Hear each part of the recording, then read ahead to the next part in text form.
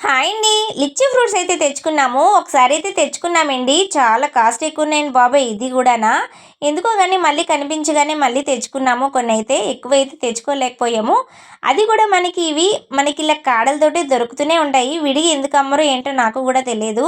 మనకి ఈ ఫ్రూట్ పై పొర అయితే ఇలా థిక్‌నెస్‌గా ఉంటుంది. మనకి లోపల ఒలుచుగానే లోపల మనకి ముంజు ఎలా వస్తదండి అలాగే ఉంటుంది సేము.